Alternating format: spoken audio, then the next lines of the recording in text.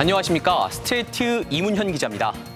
오늘은 14년 전 떠들썩했던 증권범죄 이야기로 시작합니다. 지난 2008년이었죠. 뉴얼코프라는 업체의 주가 조작 수사가 진행됐습니다. 시세 조종과 횡령 규모가 확인된 것만 수백억 원대인데요. 재벌 3, 4세와 전직 검사장, 또 유력 정치인의 측근까지 당대 최고의 호화 인맥이 얽혀 있었습니다. 그런데 가장 무거운 처벌을 받은 주범, 누구였을까요? 뜻밖에도 나이트클럽 종업원 출신의 20대 청년이었습니다. 그는 징역을 살다가 석연찮은 이유로 감옥을 나와서 그대로 달아났는데요. 무려 10년 가까이 국내에서 멀쩡히 지냈다고 합니다. 못 잡은 걸까요? 안 잡은 걸까요? 스트레이트는 그가 재작년에야 뒤늦게 붙잡혔다는 걸 단독으로 확인했는데요. 저희는 이 의문의 청년을 추적하면서 이번 취재를 시작했습니다. 뉴얼코프, 바코드 관련 장비를 생산하던 평범한 코스닥 상장사였는데요. 2007년부터 특별한 주목을 받았습니다. 600~700원대 머물러 있던 주가가 연초부터 꿈틀대기 시작한 건데요. 석 달 만에 3배 넘게 올라서 대박이 터졌습니다. 재벌가에서 회사를 인수한다더라. 이 정도 소문이 돌았을 뿐인데 개미 투자자들이 몰려서 거래량도 폭증했던 겁니다. 그러더니 얼마 뒤에 진짜로 재벌이 나타났습니다. 박용호 당시 두산그룹 회장의 둘째 아들 박중원 씨가 주식 130만 주를 사들여 경영권을 인수했다는 공시가 뜬 거죠. 쿠웨이트 원유 재활용 사업에도 진출한다고 선언합니다. 박 씨는 조선일보 인터뷰에서 자기 인생의 전환점이라며 투자자들을 흥분시켰습니다. 친환경 자원 재처리 사업이며 수익성과 안전성이 확보돼 있습니다.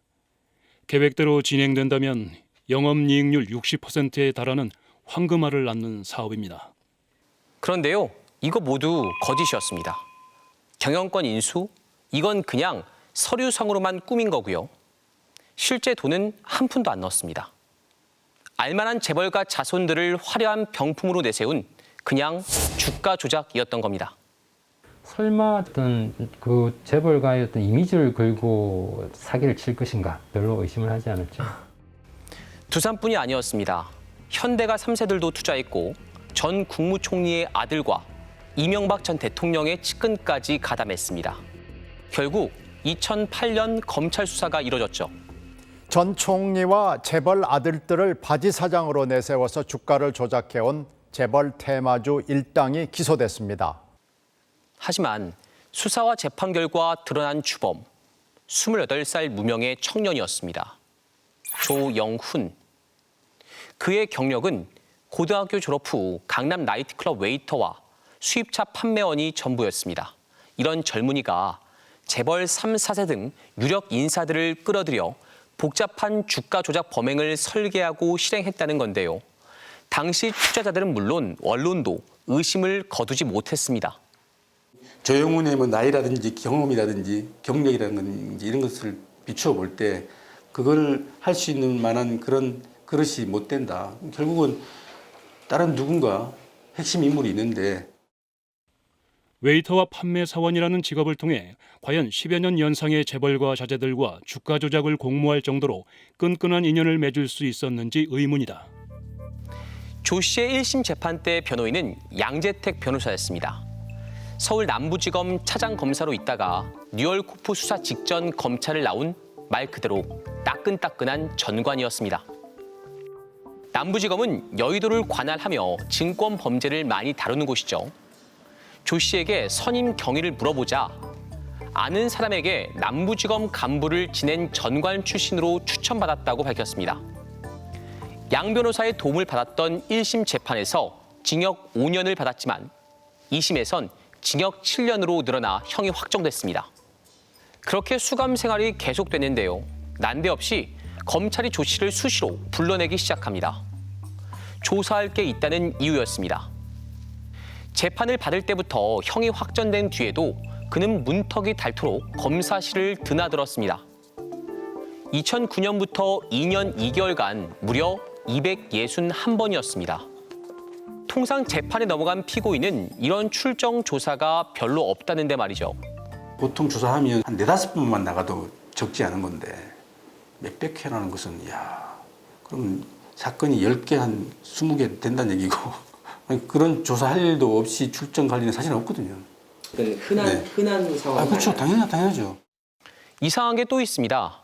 뉴얼코프 사건 담당이던 부서가 아니라 그 옆 다른 부서로 불려다닌 겁니다. 검찰 출신 변호사에게 물어보니 조사는 핑계이고 뭔가 다른 이유로 편의를 봐준 것 같다고 합니다. 검사실에 오면은 범털 같은 경우에는 전화도 사용할 수 있게 해줘요.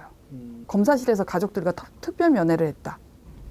예, 그런 검사도 있었죠. 200몇 회 동안 조사할 게 어디 있습니까?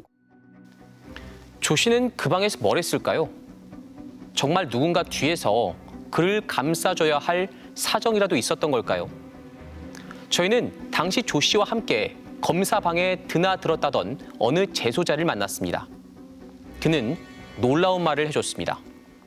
조영훈한테 방을 하나 제공을 해줘요. 검사실 옆방을. 저도 거기에 직접 가봤거든요. 갔는데 컴퓨터도 제공돼 있지, 핸드폰도 있지, 그리고 검찰 전화도 있지. 이런 걸 수용자가 활용하고 있어요. 걔가 거기서 주식 거래를 하고 있었던 겁니다. 그러면서 조영훈이 저한테 도이치모터스 한번 사라고 했었던 거예요. 도이치모터스, 대통령 부인 김건희 여사가 입건돼 수사를 받고 있는 사건인데요. 공교롭게도 조 씨의 출정 기간이 도이치모터스 주가 조작 시기와 상당히 겹칩니다. 주가 조작으로 수감된 재소자가 검사실에서 또 다른 주가 조작에 손을 대기라도 했다는 건지 사실이라면 기막힐 노릇인데요. 자, 그런데 더 황당한 일이 벌어집니다. 마지막으로 검사실에 불려갔던 2011년 2월 21일 검찰은 외할머니의 장례식에 다녀오라며 조 씨를 형 집행정지로 5일간 풀어줍니다. 보통 부모상까지 많이 하는 걸로 알고 있는데 그거는 뭐 그렇게 어려울 일은 아니니까 외주모상으로 제가 만약에 의뢰를 하면 저는 그건 어려울 것 같긴 한데 형 집행정지 사유 6가지에 가족의 장례는 없습니다. 그래서 검찰은 마지막 7번째 요건인 기타 중대 사유를 적용했습니다. 사실상 검사의 재량으로 풀려난 셈인데요. 그는 약속한 닷새 뒤 돌아오지 않았습니다. 그대로 달아났습니다. 뉴월컵 거기 외조모 상에 형 집행정지 해준 사람 도주했다는데 아직 안 잡았죠? 예. 왜 안 잡죠? 지금 그 전담 검거팀을 구성을 해가지고 지명 수배를 해놨는데 아직도 예. 못 잡고 있습니다. 우리가 통념상 외조모가 별세하셨는데 형 집행정지 해주는 경우는 거의 없다고 생각합니다. 뭐 여러 가지 제보가 있으니까 빨리 잡아서 처리하세요. 예, 그렇게 하겠습니다. 그런데 말이죠. 조 씨는 자신이 형 집행정지로 나갈 거다. 심지어 안 돌아올 거다. 이런 말을 동료 재소자들한테 한참 전부터 했다고 합니다. 정확히 한 5, 6개월 전부터 그 이야기는 계속했어요. 직접적으로 자기 도주한다고 한 건 2, 3주 전에. 자기는 외국으로 도망을 못 간다고. 외국을 모르니까. 그래서 국내에 있을 거라고 그 말까지 했어요. 실제로 9년 반이나 국내를 떠돌다가 재작년 8월 갑자기 붙잡혔습니다. 이해가 되지 않아요. 20년간 검찰 뭐 했냐는 거죠. 범죄자는 잡힐 수밖에 없어요. 국내에 있으면. 해외로 도망가지 않는 이상은. 그런데도 10년간 안 했다. 10년간 못 잡은 게 아니라 안 잡은 거로 보여지죠. 뭔가 이 사람에 대해서 잡으면 안 되는 사정이 있지 않았나. 조 씨는 검사들이 도와주기로 돼 있다는 말까지 했다고 합니다. 그래서 야, 너 어떻게 나가냐? 힘들 것 같은데. 그랬더니 이야기를 해주더라고. 현직 검사하고 이쪽에서 해주기로 했다. 그럼 되지 않겠냐? 조 씨가 사흘에 한 번꼴로 들락날락했던 검사실은 당시 서울중앙지검 524호실 김모 검사의 방이었습니다. 그의 상관은 유상범 부장검사, 현재 국민의힘 의원이죠. 저희의 전화도 안 받고 찾아가도 안 만나주더니 문자 한 통을 보내왔습니다. 조영훈을 전혀 모른다. 그가 형 집행정지와 관련해 했다는 이야기도 전혀 근거가 없다. 검사실 출정이 많았던 경위에 대해서도 당시 수사 검사에게 물어보라고 했습니다. 네, 유 의원 말대로 김 검사의 현재 근무지로도 전화를 해봤는데요. 유월코프 사건 취재 중에 있으면서 방송 준비 중이라고요? 예. 여쭤보고 일단 뭐 2번으로 한번 전화 드릴게요. 예, 알겠습니다. 부탁드리겠습니다. 아직 전화는 오지 않고 있습니다. 결국 저희는 의문의 당사자인 조영훈 씨를 찾아 나섰습니다. 수소문 끝에 그가 목포교도소에서 복역 중인 걸 알아냈고 한 변호사를 통해 어렵사리 몇 가지를 물어봤습니다. 하지만 조 씨는 검찰이 특별히 봐준 건 아니라고 했습니다. 당시 한상대 서울중앙지검장의 정상 결재로 형 집행 정지를 받았고 누군가의 조력으로 나간 건 아니라는 겁니다. 그러면서 복역 기간이 얼마 남지 않아 조용히 살고 싶다며 다른 질문엔 전혀 답하지 않았습니다. 자, 한숨 돌려볼까요? 뉴올코프 주가가 요동치던 시절로 돌아가 보겠습니다. 2007년 주식시장은 뜨거웠습니다. 코스피 지수가 처음으로 2,000포인트를 찍더니 연일 사상 최고가를 경신했는데요. 이런 분위기에서 재벌 3, 4세가 투자한다니까 난리가 났던 겁니다. 뉴올코프 주가가 정점에 이르자 조작 세력은 주식을 팔아치우면서 슬그머니 발을 뺐습니다. 검찰 조사 결과 뉴올코프와 관계사 등 3곳에서 횡령한 돈이 모두 456억 원. 부당한 시세 차익도 120억 원이나 됐습니다. 하지만 피해자나 피해 금액의 규모는 파악조차 안 됐는데요. 답답했던 피해자들이 스스로 모였습니다. 당시 한 인터넷 카페, 2천만 원 가까이 손해를 봤다는 의사 이모 씨가 만들었습니다. 동참 원하시는 분은 연락 바란다고 적혀 있습니다. 제일 처음에 모였을 때는 제가 근무하는 병원에서 아마입니다. 그 지하에 가면 회의실에 있어가지고 많이 모이지는 않았지만 한 7, 8분 정도가 이제 참석했는데 전국 각지에서 있다 보니까 실제로 서울에서 오실 수 있는 분은 몇 분 안 되잖아요. 당시 퇴직을 1년 앞두고 뉴올코프에 노후 자금을 털어넣었던 윤모 씨. 돈 관리해주던 증권사 직원한테서 종목을 추천받았다는데요. 3억 8천만 원을 투자했다 2억 원 가까이 날렸습니다. 그래서 박종원이가 그 회사 대표가 될 것이다 하니까 이건 루머가 아니라 사실이잖아. 내가 들은 것은. 네. 응? 그래서 믿거라 하고 나는 돈을 맡긴 거지. 인터넷 카페 가입자 102명 중 소송에 참여한 건 46명. 이들의 손실 금액은 총 19억 8천만 원입니다. 재판은 3년이나 걸려 이기긴 이겼는데요. 5억 6천만 원만 인정된 일부 승소였습니다. 그런데 실제 얼마를 손에 쥐었을까요? 소송 비용을 빼고 고작 2,200만 원이었습니다. 그나마도 한 사람이 아니고 46명이 다 합쳐 받은 금액입니다. 1인당 평균 47만 원입니다. 술 한 잔 먹은 정도의 비용만 회수한 것 같아요. 사실은 그렇게 회수한 금액을 받으면요. 오히려 더 화가 나요. 이 나쁜 사람들을 국가가 제대로 된 법을 적용해서 제대로 형을 줘야 된다. 받은 돈 다 돌려줄 테니까 그렇게만 했으면 좋겠다는 생각이지. 이미 범죄 수익이 여기저기로 빼돌려져서 받을 돈이 없었던 겁니다. 또 박종원이가 무일푼이야. 그러다 보니까 조영훈이를 잡으려고 했어. 근데 얘가 잡혀가지고 깜빵에 가 있다는 거야. 얘가 감사했었거든. 요 아파트를 가지고 있었는데 반포에 판결이 나고 아파트를 팔고. 내가 얼마나 노력했겠어요. 응? 한 푼도 못 받았어. 이 사건으로 재판에 넘겨진 사람은 9명.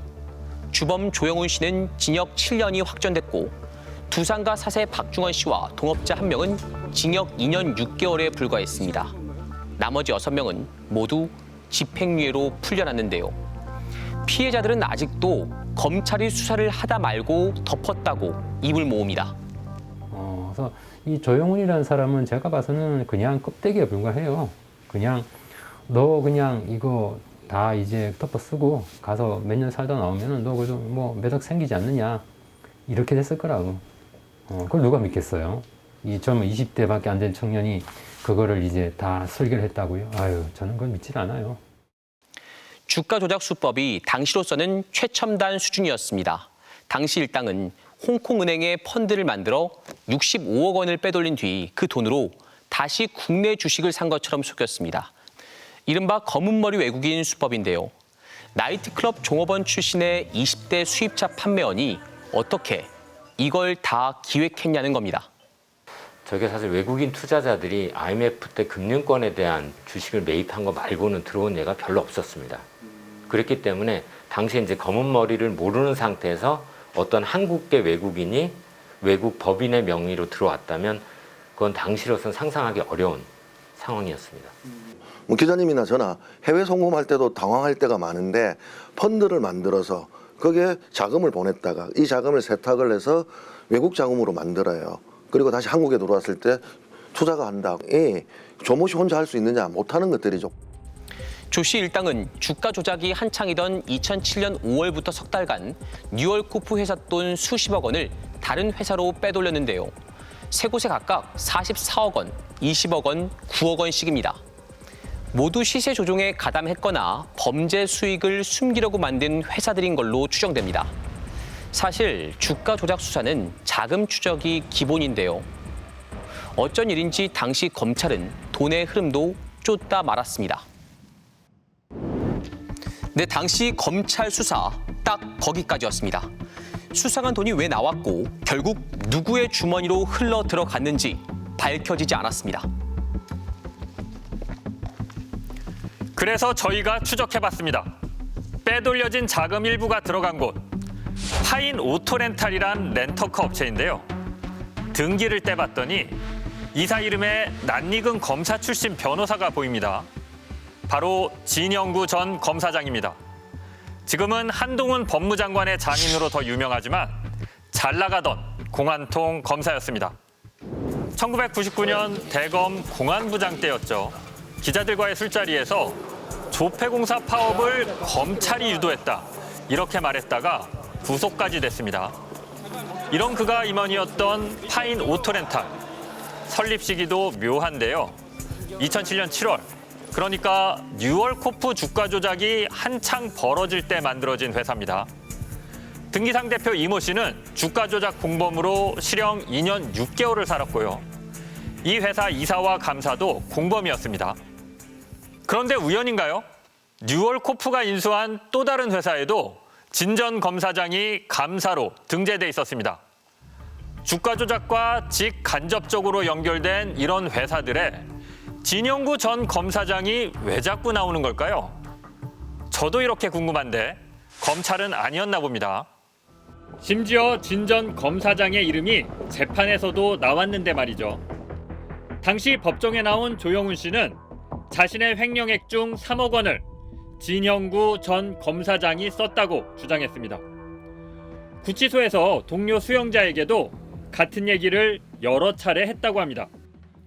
제가 그때 듣기로는 15억에서 20억 정도라고 그랬어요. 그리고 진형구 검사장은 3억. 제가 변호사 접견하고 있으면 저한테 저기 진형구라고 손가락질까지 하면서 알려주기까지 했었어요. 가 내 돈 챙겨간 놈이고 식이라고. 하여간 진형구에 대해서는 욕을 많이 했어요. 하지만 재판부는 조 씨의 진술을 받아들이지 않았습니다. 진 전 검사장이 뉴얼코프와는 무관하다. 그러니까 자금을 마음대로 빼돌리는 게 불가능하다는 겁니다. 그래도 조 씨는 뭔가 억울한 게 남았던 걸로 보입니다. 이번에는 진 전 검사장의 부인이 등장하는데요. 2009년 감옥에 있던 조영훈 씨가 이분의 아파트에 8,300만 원의 가압류를 걸었습니다. 법원은 조 씨의 신청을 받아들였고요. 이런 걸 보면 두 사람 사이에 모종의 금전 관계가 있었던 정황도 엿보입니다. 대체 진 전 검사장은 뉴얼코프와 무슨 관계였을까요? 그에게 여러 차례 연락하고 사무실도 찾아가 봤지만 만날 수 없었습니다. 요즘은 가끔 나오시기도 하셨는데 요즘에는 차가 안 보이는 것 같더라고요. 연락이 닿지 않던 진영구 전 검사장은 변호인을 통해 질문한 의혹들은 전혀 사실이 아니고 알지 못하는 내용들이라며 허위의 사실이 보도되거나 근거 없는 추측이 보도될 경우 민형사상 법적 책임을 물을 것이라고 전해왔습니다. 현재 수감 중인 조영훈 씨한테도 진 전 검사장에 대해 물어봤는데요. 본인이 횡령한 돈 중 3억 원을 진 전 검사장이 썼다고 본인이 진술한 걸로 판결문에 적혀 있는데도 조 씨는 판결문을 봐야 알 것 같다며 사실상 즉답을 피했습니다. 그래서 조 씨 다음으로 형량이 무거웠던 공범 두산가 재벌 4세 박중원 씨를 찾았습니다. 그 역시 아직 복역 중이라 교도소로 직접 찾아갔는데요. 그는 조심스러우면서도 좀 다른 말을 했습니다. 파인 오토렌탈의 등기사였던 진영구 전 검사장이 뉴얼코프 회사에 몇 번 왔다고 했습니다. 회사에 몇 번 온 거는 있었어요. 면식이 있거든요. 저는 인사는 못 드리고 이렇게 봤는데 출입을 하신 거는 보긴 봤는데 무슨 관계인지는 모르겠어요. 파인 오토렌탈의 서류상 대표였던 공범 이모 씨의 주소지에도 가봤는데 집이 아닌 사무실과 공장 건물이었고 그를 아는 사람도 없었습니다.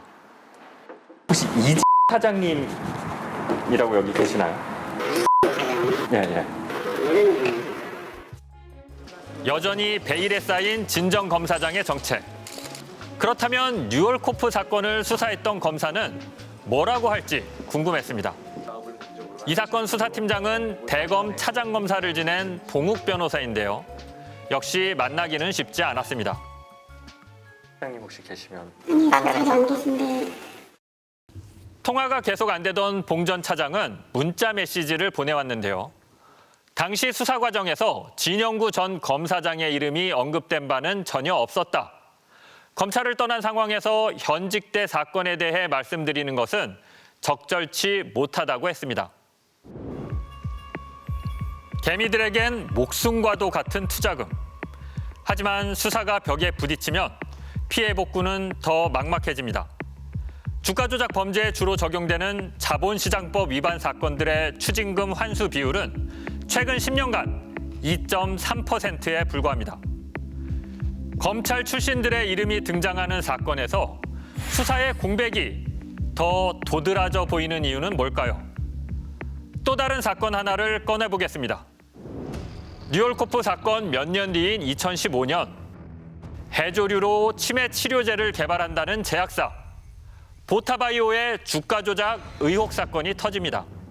이 회사 대주주는 유명 배우, 사내이사는 그의 남편이었습니다. 이 배우와 중국 자본의 투자 계획이 당시 바이오 열풍과 맞물려 주가는 급등했는데요. 그러다 장밋빛 계획들이 취소되면서 한때 4배 가까이 올랐던 주가는 고점 대비 70% 넘게 폭락했습니다. 이때도 개미 투자자들은 막대한 손실을 봤는데요.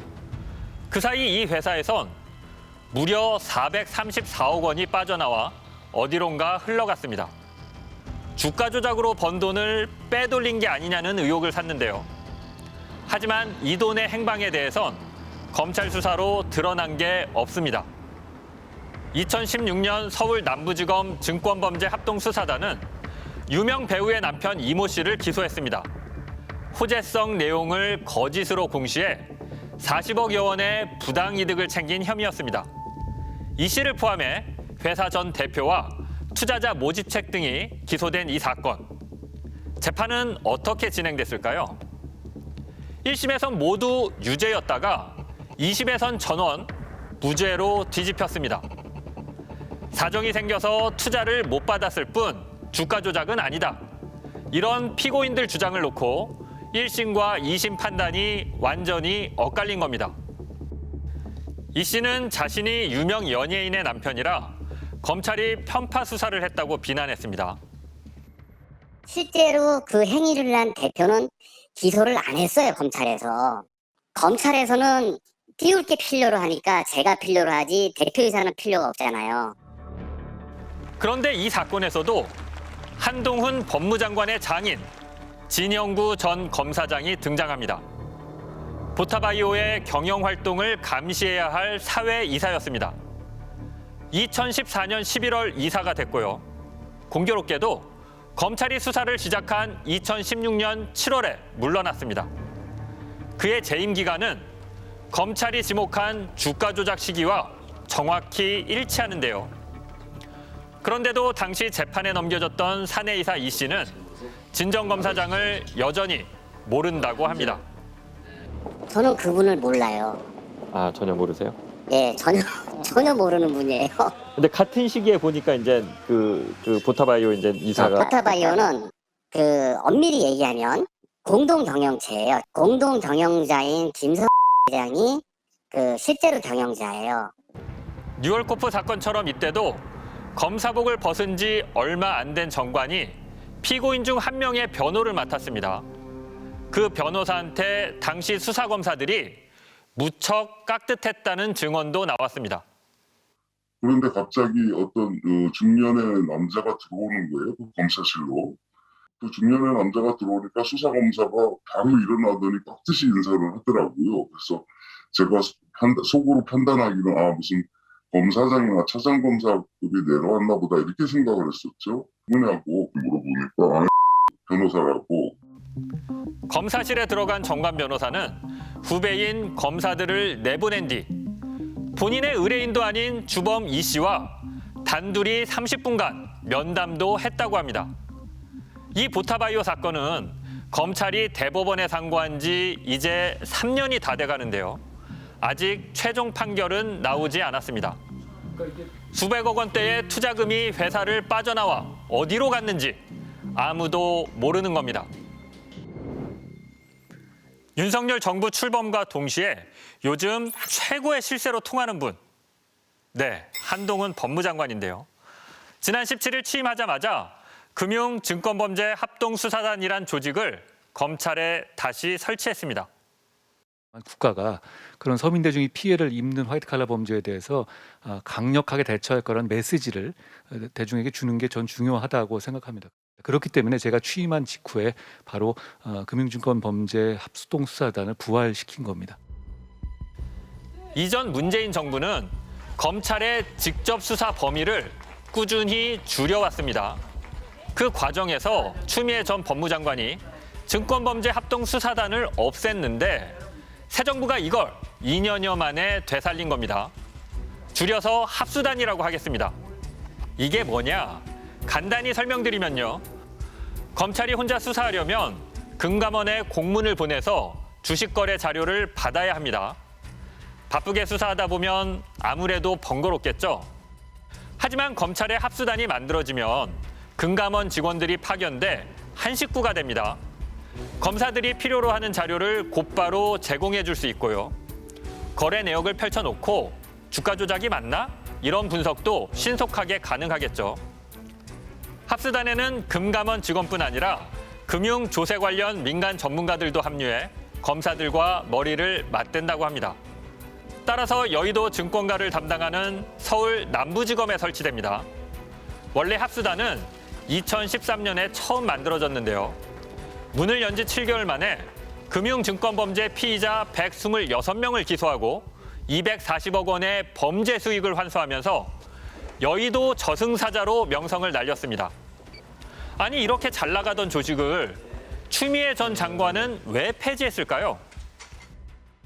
거액의 금융 사건을 직접 수사함으로써 검사와 검찰 수사관 또 전관 변호사 등 외부로부터의 유착 의혹으로 논란이 지속돼 왔습니다. 그래서 무슨 정권범죄의 포청천 이렇게 알려져 있는데 그게 아니고 오히려 범죄 부패의 온상 이미 드러나 버렸습니다. 수사를 잘했냐 못했냐도 아니고 합수단이 부패의 온상이라니 이건 또 무슨 말일까요? 혹시 6년 전 어느 부장검사의 고교 동창 스폰서 사건 기억하십니까? 김영준 전 부장검사인데요. 검찰 간부로 일하면서 수년간 고교 동창인 사업가 김모 씨에게서 수시로 향응을 제공받았습니다. 심지어 내연녀 집의 월세까지 대신 내게 했던 사건입니다. 받은 걸 돈으로 계산해보니 무려 1억 원이 넘었습니다. 9시 반까지 장소 알려주면 갈게. 에이스 좀 미리 챙겨주라. 오케이, 어서 와라. 네 파트너 에이스가 기다리고 있다. 그런데 스폰서 김 씨가 다른 사업가한테 고발당해 검찰 수사를 받으면서 둘 사이가 틀어집니다.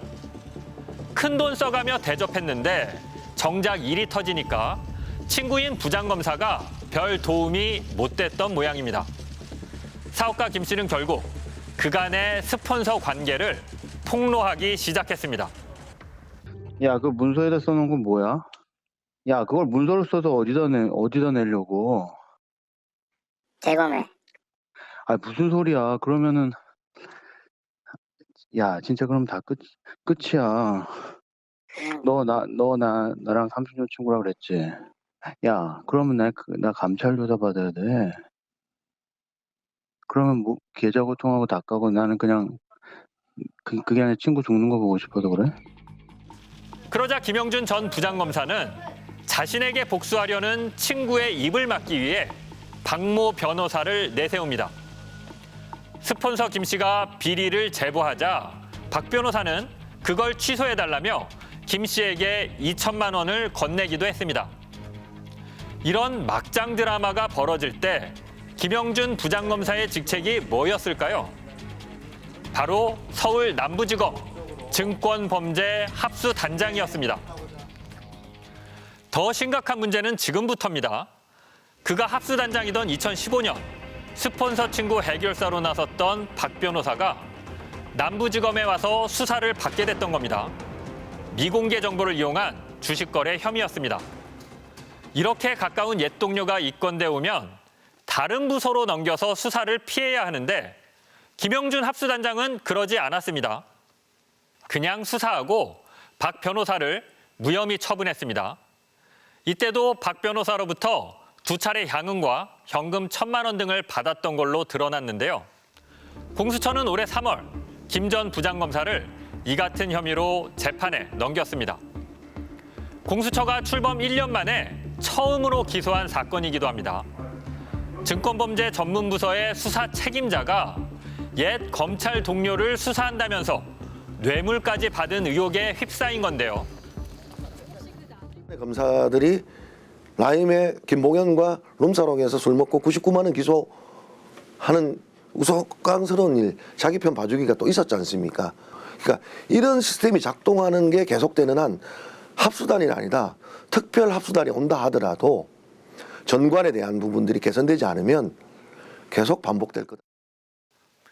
아무리 서민들을 위해 증권범죄를 잡겠다고 해도 이처럼 제 식구 감싸기 버릇을 못 고치면 공연 부린 겁니다.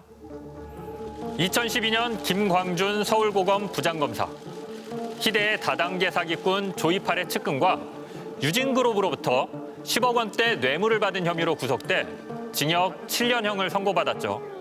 현직 검사로서 구속되시는 건데 지금 좀 신경을 말씀해 주세요.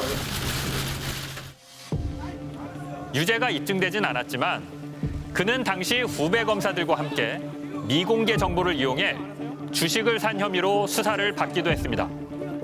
비리백화점으로 조롱받았던 그를 수사하기 위해 특임 검사팀이 꾸려졌고 한상대 당시 검찰총장은 대국민 사과문까지 발표했습니다. 네, 국민들께 말씀해 주시죠.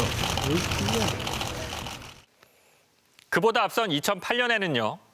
주가 조작 수사 도중 현직 검사가 피의자에게 2억 원을 송금한 사실이 드러나 망신을 당한 적도 있다고 합니다. 야, 이거 나도 한몫 잡을 수 있겠다. 귀가 솔깃해지기라도 했던 걸까요? 위에서는 이제 진노해가지고 아니 머리에 피도 안 마른 게 벌써 나쁜 짓을 배워가지고 해서 불렀더니 자기 선배 검사가 돈을 빌려달라고 해서 돈을 빌려줬는데 그 계좌를 이 계좌로 넣으라고 해서 넣은 거지 자기는 모른다. 그 선배는 아직 자기한테 돈도 안 갚는다. 이렇게 된 거예요. 하지만 이 사건 별다른 처벌 없이 쉬쉬하며 넘어갔다고 합니다. 이쯤 되면 검사들한테 주가 조작 사건을 맡겨도 되나 걱정이 앞서기도 하는데요. 하지만 검찰은 증권범죄 수사가 어렵기 때문에 경찰은 못한다. 따라서 반드시 자기들이 해야 한다는 입장입니다. 정말 그럴까요?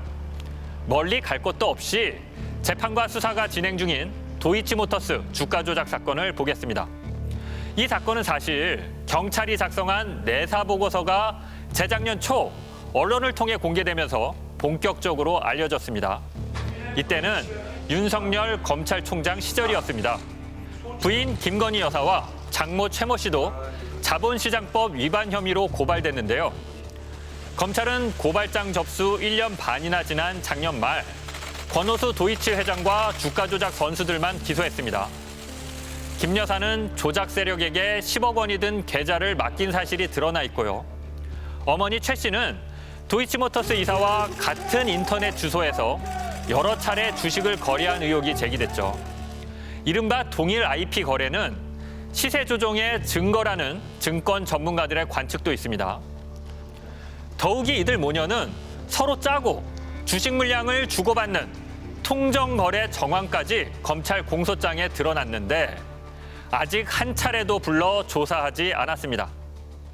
해당 사람에 대해서 소환 조사가 이루어져야 되는 게 상식적인 거 아닙니까? 수사의 방식은 여러 가지가 있고요. 그 그럼 부분에 어떤 대해서 방식이 있습니까? 그 부분에 대해서 어떤 방식이 있습니까? 지금 말씀하신 건 특정 사안에 대해서 말씀하시는 거기 때문에 제가 그렇게 말씀드릴 수는 없는 거고요. 한동훈 장관의 답변을 들어보면 김건희 여사를 불러 조사하는 건 사실상 어려워 보이는데요.